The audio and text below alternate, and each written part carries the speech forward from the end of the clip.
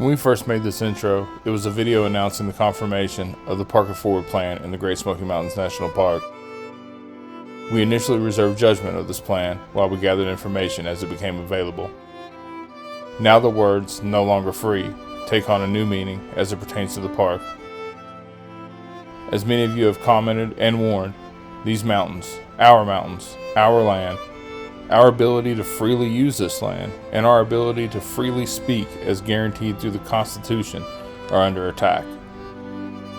On March 1st, the Great Smoky Mountains National Park will begin Park It Forward, but in the interval, the National Park Service was at work and succeeded in restricting free speech in the parks. In the wake of that decision, and right before Park It Forward goes into effect, it has also laid the groundwork to have you, the owners of this land, surveilled while visiting. The overriding message from the public was clear. We value the park and we're willing to invest in protecting it for future generations. Still, some felt hurt by this plan. For some, this speed program conflicts with personal beliefs, as well as beliefs that have been handed down from past generations who sold their lands to create the park. Not only had the first Europeans who settled this land sacrificed for the creation of this park, but the Cherokee, who inhabited this land for thousands of years prior, were forcibly removed by the same government that is now slowly grinding away at our access, civil liberties, privacy, and freedoms on this land. Let us not be confused. This isn't just about YouTube and TikTok. It goes well beyond that. This is about preserving our liberties. This is about an overreaching government controlling how and when we the people can exercise our right to freedom of speech and expression. This is about our ability as Americans to be unabridged in expressing ourselves, to inform the public at large, and to hold our officials accountable. But to go further, it is about our freedoms as Americans to not be tracked and monitored in our daily lives by our government, which is precisely what will happen on your next Smoky's vacation once these cameras are turned on. In a timely manner. When you park in designated parking areas, make sure all four wheels of your vehicle are within the pull-out or lot. It will be abused eventually, if not in the beginning.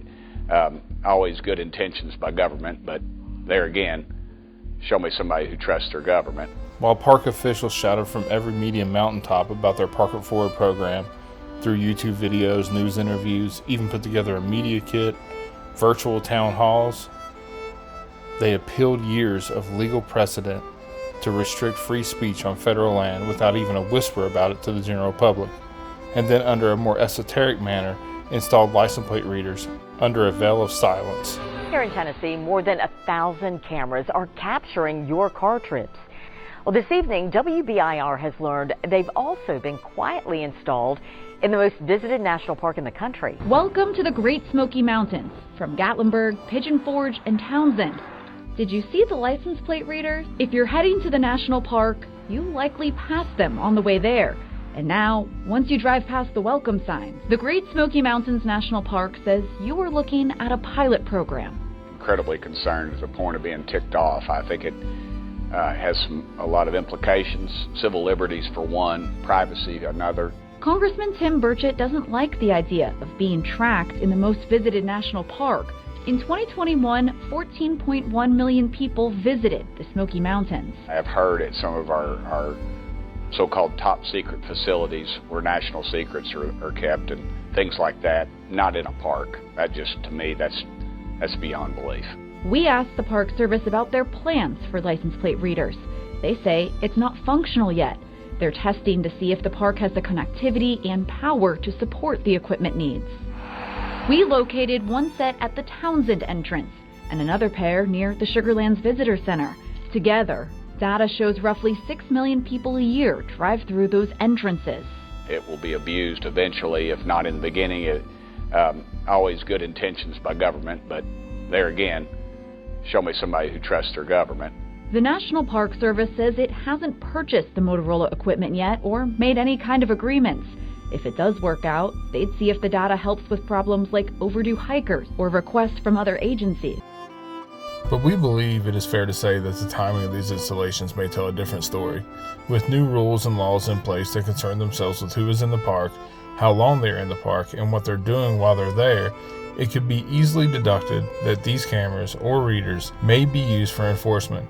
Further, I do not believe it would be unreasonable to speculate that the 2 locations where the cameras currently are situated will be the last spots you will see them. Automated kiosks have already been installed at multiple visitor centers and park entrances. For instance, here is the kiosk at Sugarlands Visitor Center. It is certainly possible we will see these readers at these locations. Laurel Falls Trailhead, Chimney Tops, Alum Cave Bluffs, Cades Cove, and others could be potential sites for visitor tracking as well. Not only to make sure you are not parked longer than 15 minutes without a pass, but they could also be used as evidence to prosecute you for actions taken during your Smokies trip. Imagine this. You are vacationing in the Smokies, a park that you own and support through your tax dollars, donations, memberships, parking passes, and volunteerism. You're driving through the park and you stop in an overlook to snap a few pictures of Mount LeConte. You have no intent to post these pictures to YouTube, and then the unbelievable occurs. A family of bears appear in the forest. This is your family's first time seeing a bear. It's a bucket list memory. So you switch your cell phone from photo to video and start recording the cubs playing in a fashion that could go viral, or at the very least, would want to be seen by your family and friends. You didn't get a pass that day. You had no intention of stopping for that long. Your kids' eyes are full of wonder, taking in the first sight of a black bear in the Great Smoky Mountains National Park. A memory they will never forget. 15 minutes, 16 minutes, 17 minutes, 18 minutes pass by. And if the watchful eye of the readers are there, you're already caught. And this is just one element to it all. What started out as snapping some pictures for the family photo book has now turned into a video. A video that you want to and have the right to share on any social media that you choose because you're an American. We must remember that the First Amendment makes no distinction between speech that you get paid for and speech that you don't get paid for. You have a right to both. You then posted to TikTok and YouTube. After all, this is an epic moment. Then a couple weeks later, you get a knock on the door from a government official, much like what happened to Gordy Price, charging you with failure to obtain a permit, a crime punishable for up to 6 months in prison. Sounds outlandish, unbelievable even, but every bit of this is within the confines of this law. Yes, you heard that correctly. You can get 6 months in jail for taking a video in the national park that you made 30 cents from. And you may even make the claim, how would they even know that the footage of the bear is from inside the park? Well, they've been tracking you with their license plate readers. The readers bought and paid for by you through your tax dollars and parking passes. While the example we just gave is very situational, that's just a small part of the whole. Our government does not have the right to track us at any point without probable cause or warrant.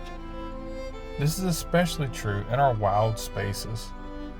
The government has no right to know when and where you travel or what it is that you do, particularly when you're on vacation and enjoying yourself in one of the most beautiful places on the planet. While we've been very much up in the air, or at the very least on one side or the other of this argument since the announcement of Park It Forward, things have become very clear of late. We are headed down a very dangerous path. The biggest irony here is that the information contained in this video is exactly the type of information the First Amendment is intended to protect. And that protection is what the National Park Service works so diligently to undo with the overturning of this law. And please know that we did not rely on some YouTube video that we saw that had a lawyer in it to make our decisions here. We have been in contact with the National Press Photographers Association and gained membership with their organization. They have filed the amicus brief on the behalf of Gordy Price. We have also been in contact with Robert Corn Revere, the First Amendment attorney of Gordy Price, and the lead attorney in the case against the Department of the Interior and the National Park Service. No mystery attorneys or information we got from some YouTuber over here. You see, we're going about this the right way as well, although it may look very different than other people's right way. A huge thanks to the NPPA and Robert Corn Revere for the work they do to protect our freedoms and liberties. While we're sure the message in this content will be applauded by some and condemned by others, we felt a responsibility to speak on this matter. We would rather follow our conscience and stand up for what's right in our opinion than remain weak and timid and fall in line.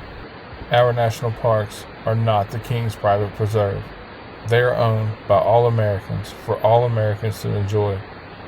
We the people allow the Park Service to administer the land.